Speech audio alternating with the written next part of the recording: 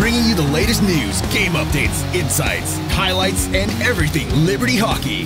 This is Rock the Rink, where Liberty Hockey lives.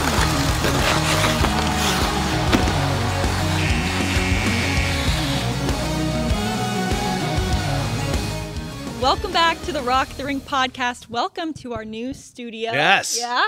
Very got a little clean. upgrade. Hey, men's D1 played so well this week, and we were like, we gotta. They were worthy. Yeah, exactly. We've been waiting to break it out. Yeah, so thanks so much for joining us. Like we talked about, huge weekend for men's Division 1. We'll get right into it. But first, this week's The Rock the Rink podcast is brought to you by the Virginia Army National Guard. The next greatest generation is now, and it begins with you. Get a head start on your career in exciting fields like science, communications, engineering, and medicine, along with tuition assistance in the Virginia National Guard. To learn more about the Virginia Army National Guard, check out Join VA Guard on Facebook and Instagram, or email us at nationalguard@liberty.edu. That's nationalguard@liberty.edu. So we're missing Pat Strawn on the crew today. I will say that. Okay, Pat Strawn, not here last week or this week. Mm-hmm. Buddy's up in, on holiday up in Canada, one of the prettiest places in the world, in Banff. And he is keeping up with all things Liberty Hockey. It's amazing. Unbelievable. Kurt and I are getting these texts. And I'm like, Pat, I call him Dub. Dub, you're up on a holiday in a gorgeous place, and you're watching Liberty Hockey against Pitt on YouTube. He can't put it down. Oh, hey. Huddled next to his Starlink there, getting internet service in the National Forest. Unbelievable. I wouldn't expect anything less from Pat, though. That's he's true. Always on top. I agree. Yeah. He loves it, loves the Flames. Yes. He loves the Flames. Yeah. I get a taste every year at Nationals. That guy is just a grinder. He just works. It's incredible. Yeah. Well, he got to see some pretty good games. Yeah, he did. From the Liberty Flames. Sure. After a disappointing weekend, dropping a game to FGCU, they go up to Pittsburgh. Really impressive showing. 6-0 win, followed by an 11-0 win. Pretty great showing all around. I mean, game one, Cal Essenmacher was the man of the night. 3 goals and 1 assist. Mason Smith, too, 1 goal, 2 assists. Liam Cox-Smith, 1 goal. Laz Cable also with a goal as well.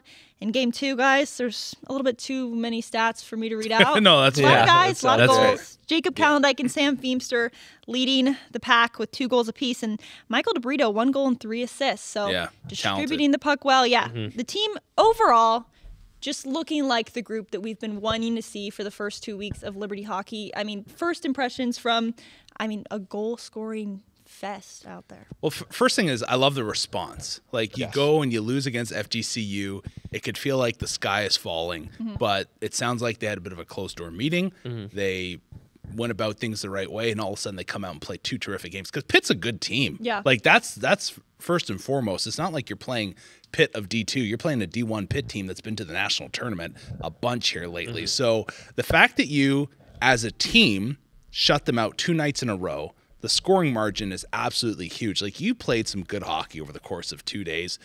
Good on this team.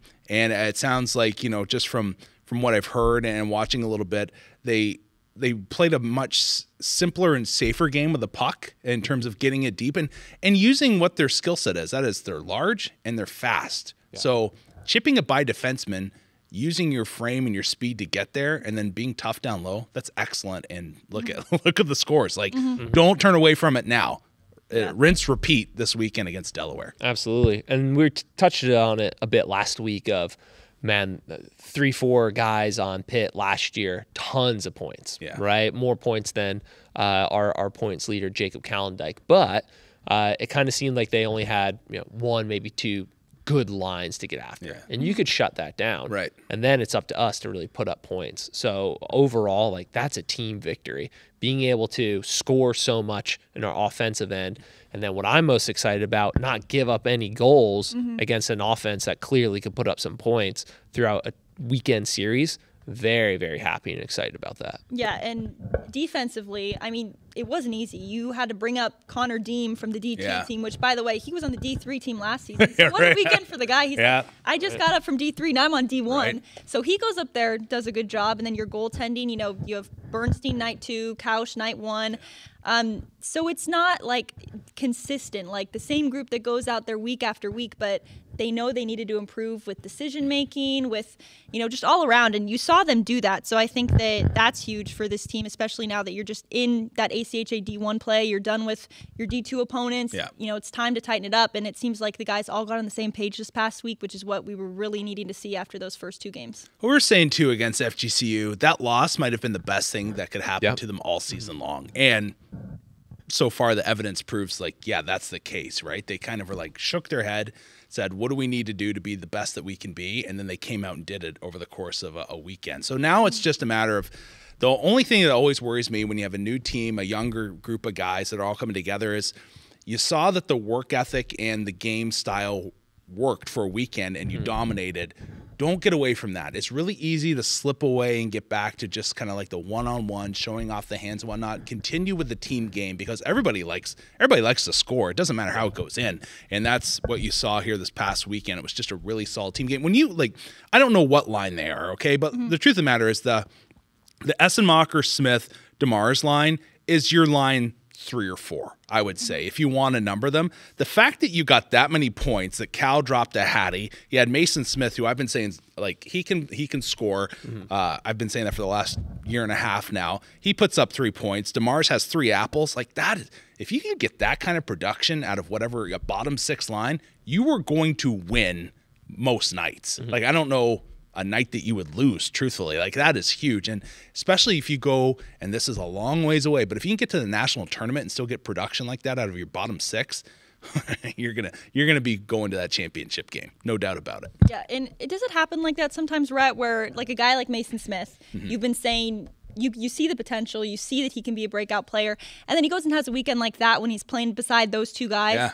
Do you think sometimes it's as simple as the line that you're on, the people that are around you, that can really help you start putting the puck in the net? Yeah, I think so. If you get the chemistry and you get the line that is bought into a certain style of play, and when I look at those 3 guys, and I've only gotten to see Essenmacher once against Florida Gulf Coast, but he had a terrific game. Oh yeah. And then I've seen Mason Smith for a while, DeMars. I've seen a couple games played.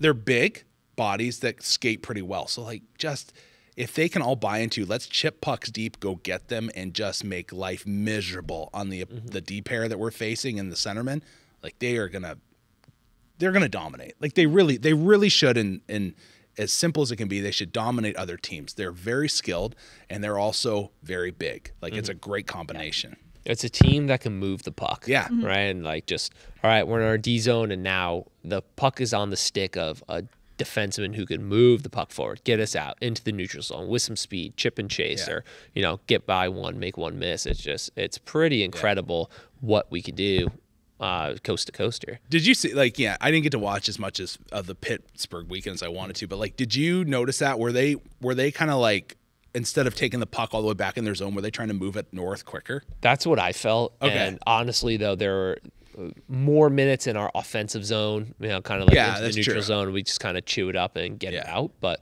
that did seem kind of like the methodology or the system that we were trying to implement. Just keep going forward, keep going forward, That's keep great. going north. Yeah. Yeah, and then game 2, you put that Calendike, Olsen, and Versalono line back together. That's right. The boys are back. The boys are back, and shoot, how many points did they end up having that? 6-0 wasn't enough. We need more. Yeah, so I don't remember exactly how many, but they gathered a lot of points in that game.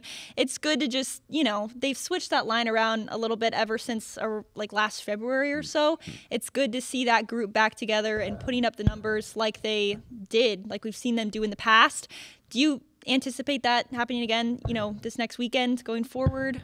I'm sure there'll be a time throughout this year where they'll probably be broken apart again, because the truth is, behind them you have a very young group and they're going to have inconsistencies. I do believe that Calendike, Versalono, and Olsen together can just remain consistent, but it's not going to be so much about them. It's going to be the other 9 forwards that they may need a little bit of a spark from a veteran leader on a given night. You know what? Truthfully, it could happen against Delaware. Delaware was a surprising team last year. Yeah. If you come into a game this weekend and let's say Saturday or Friday morning, Friday night, whatever you want to call it, the midnight game, is more than likely you're going to be amped up and ready to go. But that Saturday night game, maybe you're feeling it a little bit from having only played, early in the morning, and you're kind of a little bit you may need a veteran spark in the second period of that game to be like, hey, we got to wake up and get going, boys. Like we can't take this night off after we played well last night. So I think Kirk is hoping to keep that veteran line together throughout the rest of the year. Yeah, in his perfect world, yes. But is it going to happen? Likely not. But I think when you get to national tournament time,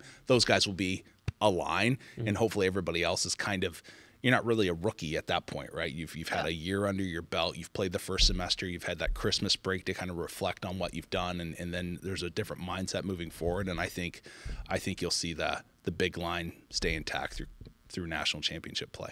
Yeah, and that's kind of what I like too. Of you have your tried true, your consistent line, but keep mixing them in, right? Yeah. All right, so let's plug Jacob Calendike's shot in with this group of guys, see how it goes. Let's plug Truett Olson's speed in with this line, Jackson Versalino's skill, IQ into this line, and just give them opportunities to learn, to develop, and you could always go back to it if you need to, but let's develop. And clearly, when we look at the stat sheet, like we have firepower. Totally. Let's just keep developing those guys. Yeah. Like good to see Cocksmith get his first. I'm sure that was weighing on him, honestly, a little bit. And I think he's going to be a real dangerous player moving forward. For skilled guys, sometimes it takes a little bit longer to learn how to utilize your skill set and your tricks, if you will, at a higher level of play. But then you look at your guys like DeBrito, like I think he's been fantastic. Ratzlaff too. They have a little bit more grit, I would say, to their game than Cocksmith. So I think it's come a little bit easier for them to start off with. But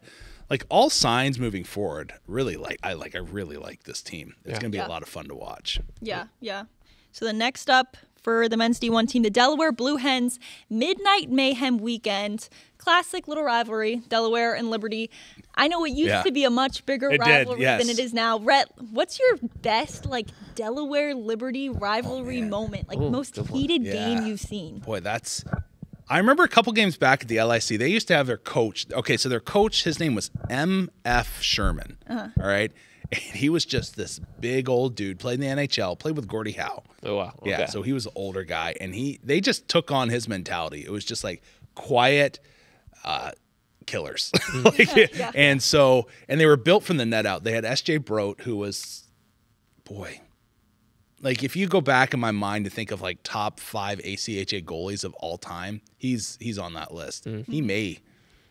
Benny's up there. I love Mike Benny and I love Hunter, but S.J. Broat was he was right up there with him. He was just a tremendous goalie. But they would come in and it wouldn't be high scoring, but man, Broat would just stop everything he saw, and it would just be like a 2-0 game, and it was just frustration mounting, and these two teams would just go at it, bang bodies. It was fun hockey. I loved watching it. It was fun to come in because, I'm a hockey fan. I love Liberty, but I'm a hockey fan, and when you have a great goalie come in from another school, it's fun because you're going to see some outstanding performances. And it kind of takes me back to the IUP days. Do you remember that game where IUP came in? I don't know what it was.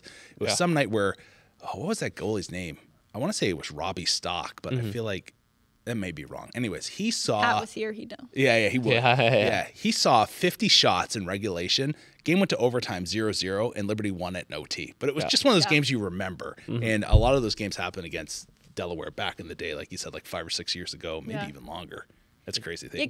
Yeah, because I would come here, and you guys would talk about that. You'd be like, Delaware, Liberty. But then, the games that I've seen, it's never been quite as bad. And that's valid. But it's just the way it goes sometimes. But yeah, it's nice to know there's some historical importance to it. Well, there was one year where Blair Bennett was our goaltender, and they ran our attendee, and I think messed up his knee, so he wasn't available for the national tournament as well. It was it was right before Natty started, and he was down and out. So there was there's some bad blood from the former years. It's kind of died off a little bit now, but you never know. They've gotten better, so it could pick back up. Yeah. A fun story of the hometown of Sparta, New Jersey. That any time I've ever seen a hockey player outside, they've always played for the Delaware Blue Hens. So just a little interesting tidbit for the people there back home. Hey, New Jersey people are tough. I spend my last no, the worst. I know that. You're in New Jersey? Oh yeah, it's the worst. I'm never going back. Driver Kerr? No, I've calmed down down here in the south. Because I spent my last 2 summers up there, and the drivers are just brutal. Oh yeah. I'm just doing nothing. You're in the way. You're in the way. I don't know what to do. So don't live there. Did you try to pump your own gas? Oh yeah, and they don't. I can't. Yeah. You know. Yeah, that's not gonna happen. Yeah. There. And what are they? The jug handle turns. Those always. Oh, yeah. Those threw me Yeah, off yeah. at first too, right? Yeah, if you want to go left, you got to turn right Yeah, first. exactly. Yes. Yeah. Sounds like Very- something yeah. should happen in West Virginia, but Yeah, exactly. Yeah. So the bagels are great though. Bagels The and bagels pizza are the best bagels I've had. Yep. And I've been trying to find it since I've had it, and I can't find It's it. the water. It's Really? I've it's never just the had it. water. It's so Yeah. good, and it doesn't need like anything. I just go get the bagel, Yeah. and I just have a cup of cream cheese, and it's just Yeah. It's, It's literally though. It is the water. Really? It's I don't know. The New Jersey, New York City water. Yeah. It's special. It's the pollutants. Yeah, it adds a little something to it. A little I was gonna spice. say that. Radioactive, Yeah. You never know what you get in mystery bagel. Yeah, I right. like it. Hey, tastes good. So midnight mayhem this Yeah. weekend. And I feel like we've touched on it a good amount in the past, but I always like to be reminded from Chris Kerr about what an athlete should be doing on these midnight games, how they should be approaching it. If you were the hockey player, like you are Jacob Kalendijk, you have a game this weekend. What are you going to do to optimize your performance? Great question. Yeah, we were actually discussing this with the boys yesterday. So first thing is don't get too crazy out of your habits and routines, and just kind of shift things a little bit back. So if you normally nap a little bit, just wait a little bit. If you normally have this at this time, just wait a little bit. But I would for sure try to sneak in an extra meal, because it's not just the midnight game you're preparing for, it's also the next game. So carbs are the fuel of hockey. So make sure between, let's just say 1 p.m. and 9 p.m., you're consuming another meal heavy on the carbs, because again, we have to think of fueling for the next day.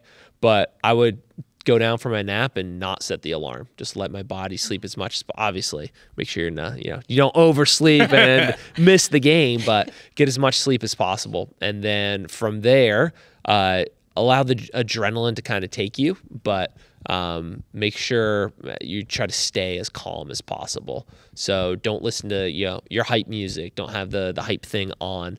And hopefully we've trained the boys well enough of listen to calming music, get your belly breathing in, keep the nerves down, so that way you could be as ready to go during game time as possible. And then during intermissions, you have to fuel.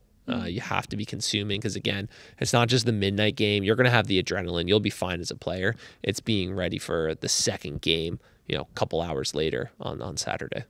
And maybe my memory just doesn't serve me correctly. Do they typically do midnight Friday, regular time Saturday? It switches sometimes. Okay, I think okay. it depends on the team coming in, what they prefer. But yeah. Gotcha.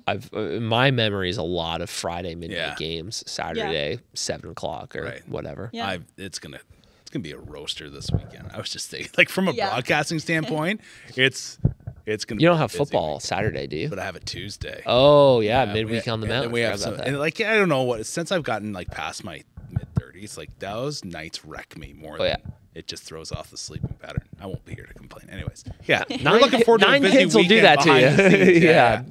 Yeah. Well, Midnight Mayhem, always an exciting time, something we're definitely looking forward to, and we know the players are looking forward to as well, and we got to catch up with them a little bit earlier. And we're so excited to be joined now by two members of the men's D1 team. We have Nick Pomerleau and Cal Essenmacher, fresh off a big weekend up there at Pittsburgh. Guys, thanks so much for being here. Excited to have you on here. Yeah. And I think, Cal, we're going to start with you. Super pumped to have you on here. You just came off a huge weekend. Tell me about your first two games where you played for the Flames. You were a healthy scratch week one. You came out against FGCU. You scored the first goal, and then you notched a hat trick in game one against Pitt. Talk to me about what your mindset was. I mean, I just am trying to take advantage of whatever's in front of me. Like I talked to Kirk, and he's like, he's really supportive in that role. And I'm just kind of trying to go out there and play my game. And I just have fun. Like that's all I really try to do is when I'm on the ice. When when he calls my name, I'm like, all right, well, I'll go show him what I can do and what my brand of hockey is, and it worked. Yeah, for sure. And then, Nick, I'm sure after the FGCU game, probably not the happiest bunch of guys, but then you go up to Pitt and you outscore your opponent 17-0. I'm sure you guys are more happy about the nothing than the 17 on your end of things. Tell me about, after that FGCU game, what changes did you guys have to make? What were the talks like that allowed you guys to have such a great performance this past weekend? Yeah, I think after that game, we kind of had to figure out, what our identity was in our team, and just came together. We did have some talks about just like real talks about what we thought this team could be. And I think like the guys on this team, I see something special with like, and I think that our leaders did a good job just hitting the reset button after that game and like not panicking. And I think we got hard to work Monday and just throughout the week had to compete and like drive to never let that happen again. So can you give us like a couple of like I know what goes on in the room stays in the room, but like what was kind of like a focus coming out? Like how do we want to change after that FGCU game?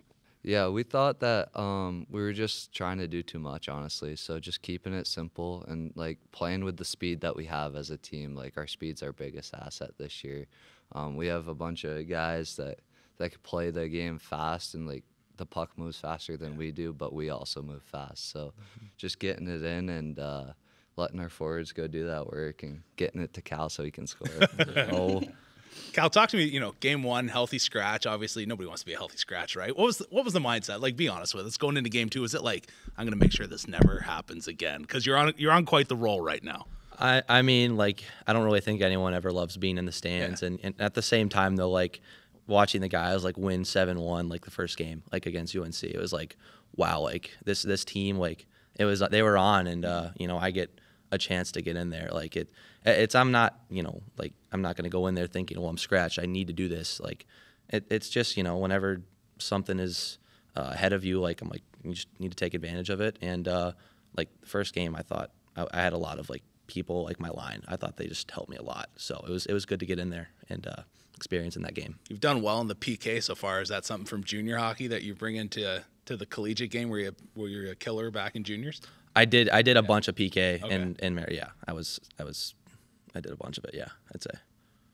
Shorty's kind of like the thing, or?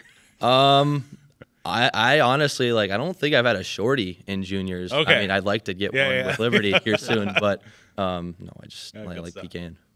Yeah, and then you, Mason Smith, and Hayden DeMars this past weekend accounted for 10 points total.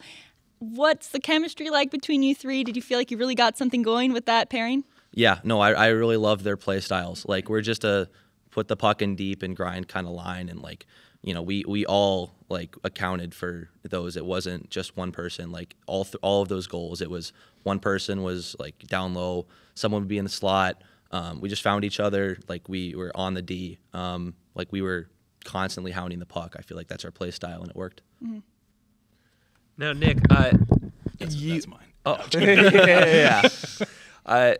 From behind the scenes, talking with coaches and Brett Berthume, our I'm going to call him our head of scouting.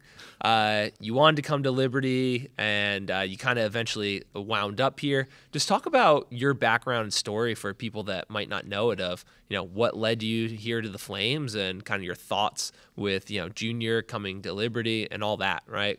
Some people might not know it. I think it's a cool story. Yeah. So I guess I first learned about Liberty from Coach Hughes on the D2 team.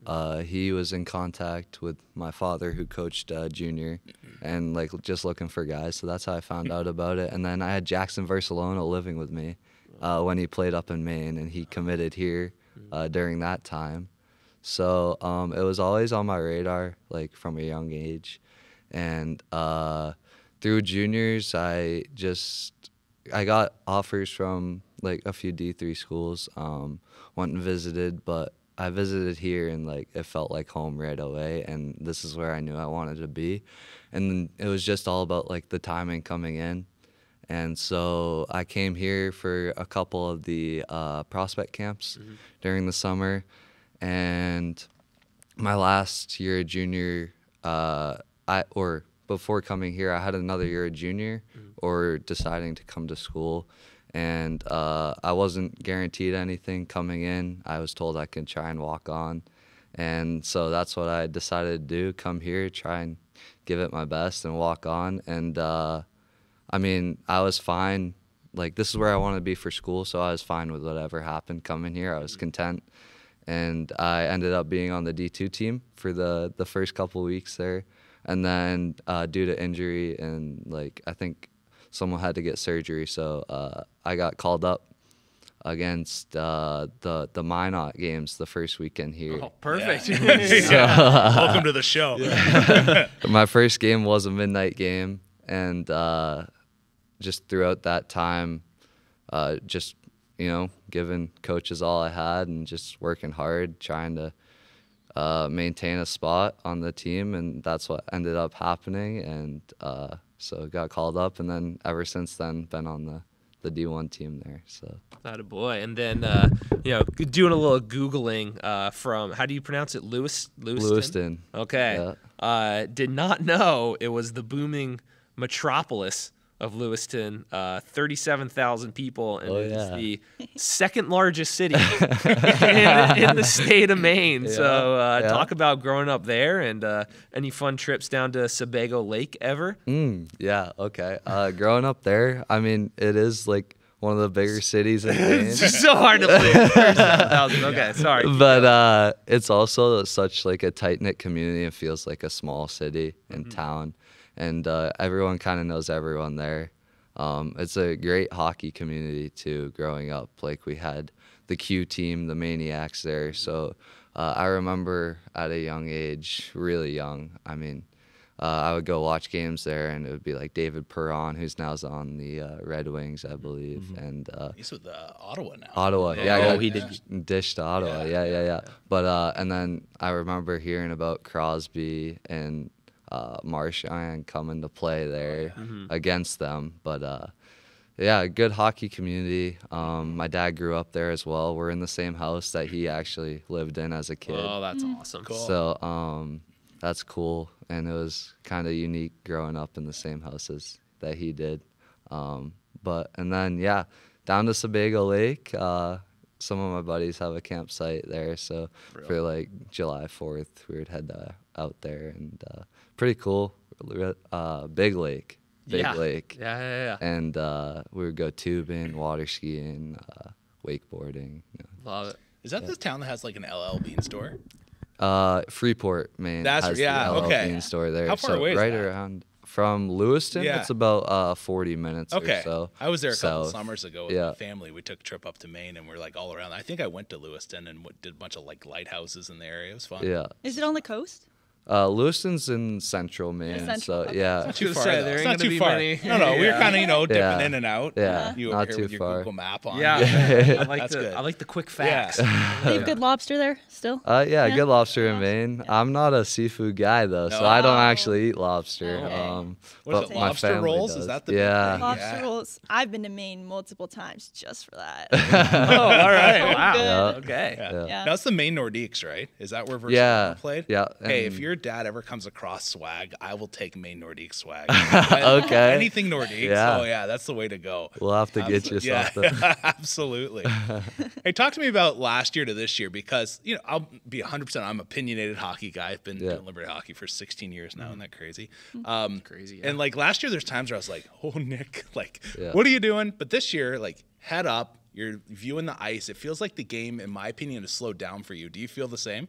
Yeah, absolutely. I agree. I mean, it's always an adjustment coming into a different league and stuff like that. But from last year to this year, obviously a lot more comfortability. And, it feels like it's slowed down, and just seeing the ice well, trying to make the best plays I can. And, So when you go into a midnight game, you've experienced this. There's a lot of new faces. Calvin, one of them. What's the message? Because it's a different ball game. Like, you're used to taking your nap at a certain time, and now everything gets shifted back 5 hours. How do you go through that process?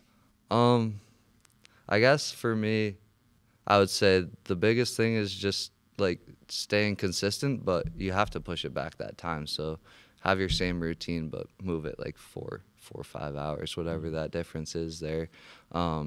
So it's like you'll be running off adrenaline once the game gets going, but just like taking time before the game, staying calm as much as you can, because it's hard not to just get so amped up for it. So just staying calm, not wasting any energy, and in between periods, Coach Kerr has done a nice job He's making me proud. You're making me proud here. giving me some breathing techniques Yeah, in between periods there. So I've been doing that this year as well, and it's been working good. Good. That's a PSA for our wrestling team. Stop jumping around for an hour and a half before your match. You're wasting time. You're wasting energy. And Cal, what do you anticipate your routine looking like this coming Friday? I mean, I haven't really played in one of these. I'm excited for it. I kind of got something down. Just make sure I get a rest in. Make sure I'm staying warmed up. But I think it's just going to be controlling the adrenaline that I'll be focusing on most, because, I mean, I was at one of these midnight games last year on my tour here, and, like, I had so much adrenaline just watching it. It's going to be a different ballpark playing in it. But I think just doing what I do usually just 5 hours later. Yeah. And what has it been like just acclimating to college life in general? Do you live on campus, first of all? I do, yes. I'm on East Campus. You're on East Campus. Okay. What's the best part about college life, and then what's the worst part? I think one of the best parts is just, like, the relationships I have with, like, people around campus. Like, I have, like, obviously, like, the teammates, like, they're just all awesome and supportive. I mean, I've loved it here. My roommates are all friendly, nice guys. I just don't like the bike from DeMoss all the way up north. Like, that gets my calves going. But no, it's been fun and great getting to, get acclimated here. Yeah. Kerr, do you find, like, the guys who are riding the bike around campus, are they more, like, springy in the training room? Oh, that's a good question. Yeah.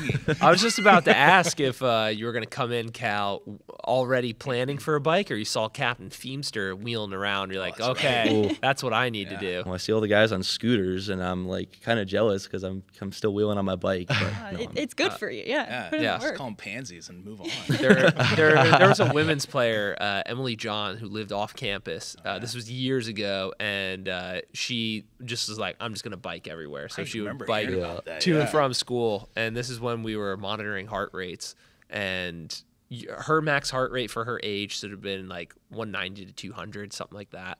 But she was so fit that it was well over like 215 into the 220s, which is like freak status. Like, she would just never get tired. So kind of to your point there, Annie. Yes. Yeah, they're just fitter. They're just better people overall. There you go. Nick, you're a biker, hey? Yeah, I saw Captain Feemster. I was like, I gotta get on that for sure. I love it. Yeah, walking is for the lame. You got to be biking or scooting here on our men's team. All right, real quick, Cal, we talk about fitness and biking, but the real secret that I heard you saying was that the pumpkin spice lattes have been the secret remedy here to the scoring streak. Is that going to continue this weekend? I mean, I think I at least have to try it. Exactly. I'm with you.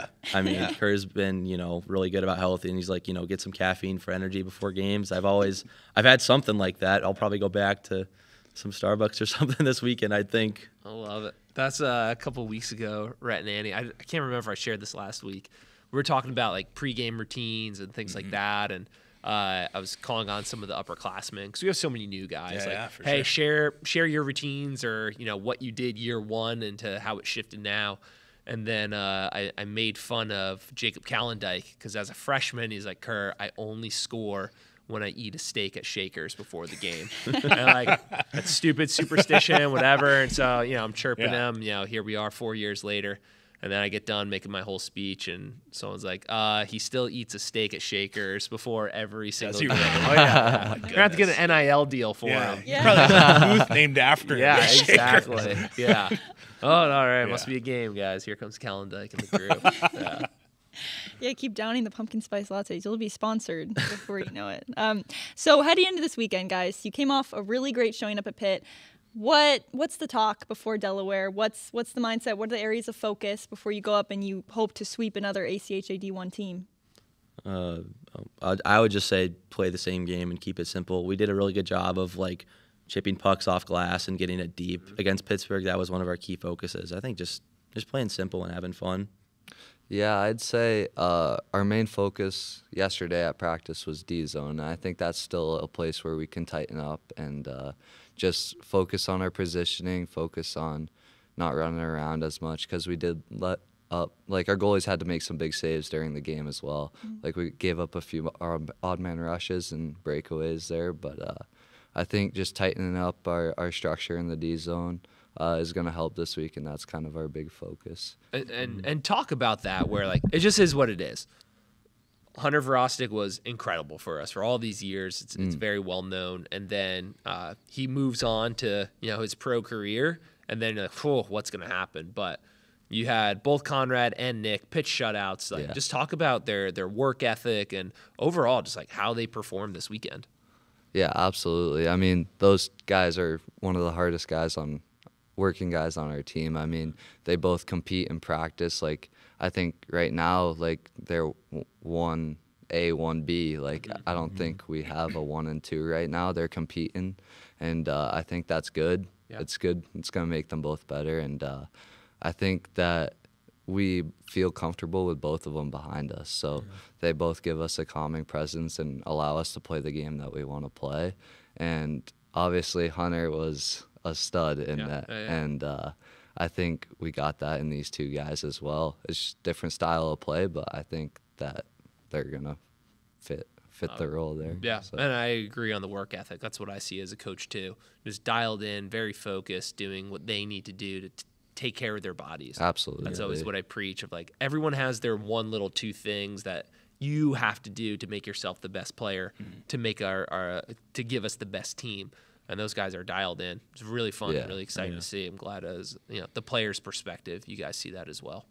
Yeah, well, we love it. Well, men's D1 taking on Delaware this weekend. Midnight Mayhem on Friday. Tropical night on Saturday. We're excited for it. I didn't know that. Right. Boy, You got to be up to date. I'm going to have to find a new tie. Yeah. I was told you're getting a spray tan for this one. Wake you up after midnight. Just be like Donald Trump. You know? Yeah, exactly. Have a glow. Yeah. That'll be perfect. We have any inclination on what the jerseys are going to look like this weekend? Like, I don't know. You don't know? We'll find out. Hey, we're excited. Top Tune in secret. to see. From Nick's face, I don't think they've been revealed anything yet. All right, we're super excited. Thank you guys so much for joining us. It was a great time. Thank you. Thanks for having us. Appreciate it. It was great. Thank you guys. So super excited about men's Division I. Nice to have those two with us. And now women's D1 just finished up their last little stretch of exhibition games, taking on the Purcell Hockey Academy in a three-game series. They go 2-1 on the weekend. And it's almost game time for them. Yeah. It's almost time to take on the national championship. Almost to go. Almost there. So I know, Rhett, you were calling at least one of the games. I called the middle game. And so from the way we saw them start out to now the way we're seeing them finish this whole exhibition slate, where do we feel like is this team's strongest aspects this season? I mean, it's a new team. Yeah, that's a great question. Honestly, I don't know if I can fully answer that from what I saw. But first off, Purcell Hockey Academy was really talented. They're unreal. Really good group. Behetsky Toth from Hungary, that girl was Is that 11? Yeah, 11. She's really, really good. 6 foot, like 170, could move, power forward. They had another girl, Pasteur, who was also Hungarian. She was a tremendous player. So they had a lot of skill on that team. And their goaltender, at least the day I saw in game 2, was terrific. Yes. So very, very skilled program. But for Liberty, the one thing I really liked, I felt like, a lot of new faces, like you said, but they felt like a team in my mind. Like a lot of times when you see a group where you're kind of still finding, Liberty against FGCU, it still felt like a bunch of individuals. I felt like the ladies were a team. Yeah. Right off the bat. And I give Bree Fussy a lot of credit. Like I love Bree Fussy and her game and just who she is as a person. I think she's like a tremendous leader for that group. But then I think they did a good job of using their speed. I think when they get the puck deep, they do a terrific job of creating offensive chances. They have scorers on this team, and it was a lot of fun to watch. A couple players that stuck out to me. One was Sophie Adamek. I know. Call her Mighty Mouse, if you will. I know she's not the tallest character, but it kind of threw me for a bit of a loop because I got confused. Is she a forward or is she a defender? Maybe she's both. If you can move her back and forth, that's a great asset to have because I noticed her on her angles. She was terrific defensively. I thought she played a really strong game in certain areas. I'm sure against and that was going against that 6-foot girl. I know sometimes she's going to get the physical aspect's going to be a struggle for her because there is a difference in size. But still, I thought she was sound defensively and she's got a good skill set. So that's a nice little diamond in the rough there for you if you can use her at both forward and defenseman. And moving on from there, Vortman, I really liked her game as well. We'll see how much she is seen over the course of the year and whatnot. But a lot of the young players, very talented, and defensively, again, they looked very solid. And the game 2, in which I saw Liberty probably should have won that game 3-1, but they took a nap at the start of the second period, and just like that, boom, boom, puck was in the back of the net twice, and that talks about the individual skill set of the Purcell Hockey Academy. They had girls that knew how to score, and they buried. But then Liberty, the final 30 minutes of that game, I felt like they took over, truthfully. They started to play in waves and played a really strong game, and from there on out, I felt like they dominated in a lot of ways. Now, I wasn't there for the Sunday game. I see they lost, but good for Purcell. Like that, you don't want to come away on a weekend and go 0-3, and the fact that they were able to battle through, especially with a limited bench, that speaks a lot about how good of a team they were too. Yeah, coming all the way from BC. Yeah, right? Like, I know. Like across the continent. That's a haul. Yeah. Oh yeah. Hopefully they're playing a couple more games here on the East Coast to make it all worthwhile. For sure. Yeah, it's interesting you mentioned the defensive zone. I thought our penalty kill needs a little bit of work, but sometimes too, I just wonder like how up for these games are the girls, and I hope it's through the roof and they're fired up and excited. But yeah, I think there's a couple simple, whether it's communication or just more stick on stick that we could have in our defensive zone to kind of tighten some things up. At the same time, too, like some of those girls could shoot the puck for Purcell, right? For sure. Small little windows, short side goals. They were pretty, and they just kept coming. Yeah. Over and over. Yeah, attacking the net. That one goal, it was the second goal of the night on Keith. It was Pasteur. She walked out of the corner, and just took it short side high, like right under the bar. I'm like, that's a really nice goal. Very, very good goal. And I can't remember if we were on the penalty kill on that one. I know which one you're talking about. Yeah, we were on the kill. Yeah, and that's where like, okay, I get it, but we can't have a girl just walk on the goal line right in, right? So those types of things for sure will get shut down as we kind of move on. Yeah, and I think the power play too, like I like the power play, and I know night 1 they scored 4 power play markers, but you also have to be ready that teams are going to adjust to you in your power play, and Purcell did that in game 2, and like Liberty wanted to come down the half wall, throw in the brakes and feed it back high, and they read that. So you also need to, like the young faces need to be aware of like, okay, they're taking that play away, then I need to change it up. Like maybe I just need to go around the back of the net and then go from low to high, and then we can set up the same way, but you can't just always throw on the brakes, flip it back to the point, and not expect somebody to read that really easily and then be on a shorthanded rush. Yeah, and I think it's great that you're learning all these different lessons before the regular season even starts. A lot of times when you play your exhibition games, you're playing teams that don't really stack up to you, that you're just going to blow away. And definitely they've had some games like that in this exhibition slate where, hey, they beat a team 11-1 or so. But when you're playing a team that every game's a battle. You're playing some games in OT. You lose a couple games.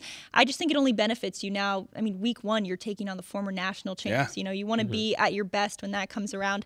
And I guess, Kerr, now that you have a team that's ready to go and the regular season's almost underway, how different does this team feel from last year? Like what, and it's not anything good or bad, but like in general, how different is this team? Maybe it's what you see in the training room, what you see on the ice. How do you think this team looks the most dissimilar to last year? That's good. I mean, just so many new faces and it's the same thing with the men. When you bring in 10 just brand new people, even though with Koo and Craig, they are transfers, so they're not new to college hockey necessarily. It's just different, right? And Coach Lowe's runs a very specific, set of systems, and so we're just kind of working through those kinks. But I think now that we've had those games and these next couple of weeks of practice, I really think they're going to get dialed in, and it's pretty clear of, hey, you fell off of your assignment. Here's what happened off of that.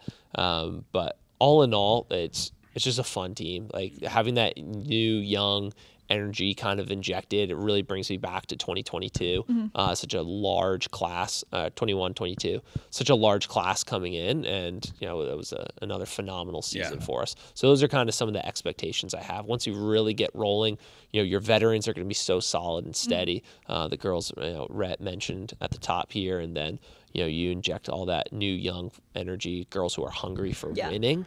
It's going to be good. It'll get polished off real quick here. Yeah, and I've always liked this leadership group that they have. It's a group of ladies who really hold themselves accountable. Yeah. And their standard is so high. Yeah, it is. And I think that when you have as many people that are new to the team as you do coming in this year, it's not going to get lost because of the way that they lead that room. So super excited to see what they do when the regular season rolls around.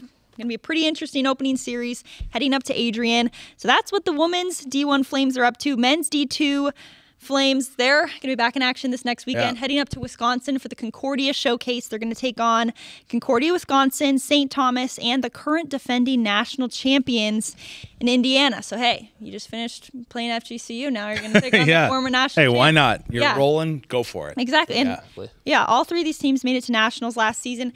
And they played Concordia last season. They beat them 6-2. The last time they played Indiana was in October of 2018. They beat them in OT. I was trying to go back into the archives. I don't think they've ever played St. Thomas before. I don't know if... That would be a Pat question. That'll be a Pat. That's okay. Yeah. Hey, according to my sources, we haven't played them since 2011. That's as far back as the archives go. Gotcha. So I can't speak to before then. But should be an exciting weekend. 3 teams in 3 days. Your well-rested team. I think that bye week was huge for them. Yep. Just to get some guys healthy, and you want to be at your best, especially going on the road and playing as many games as you are in a short period of time.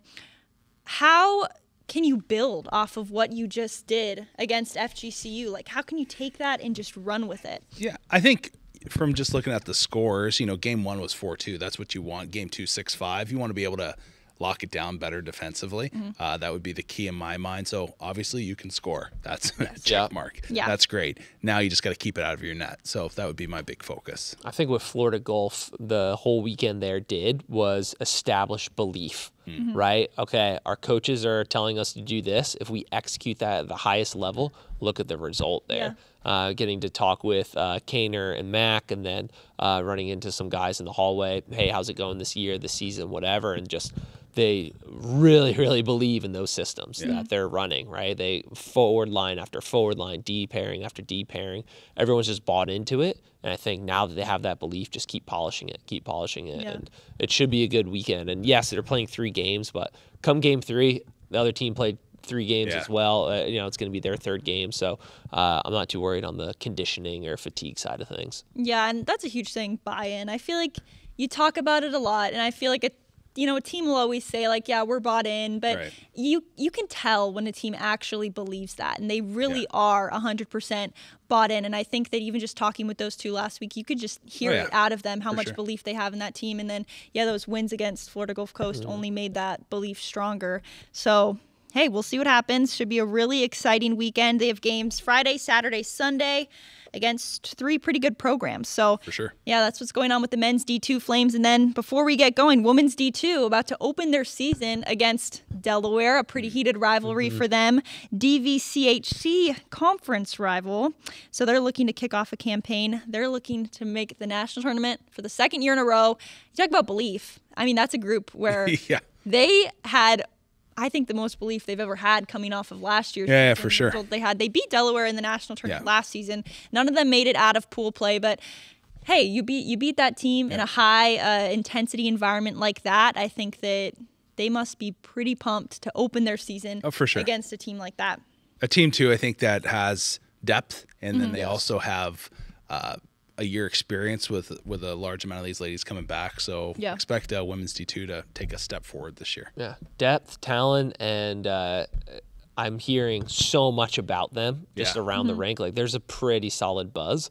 We won't, we'll wait until this weekend comes up to really handle some individuals. But I will say my roommate, Coach Justin Forth, share an office with.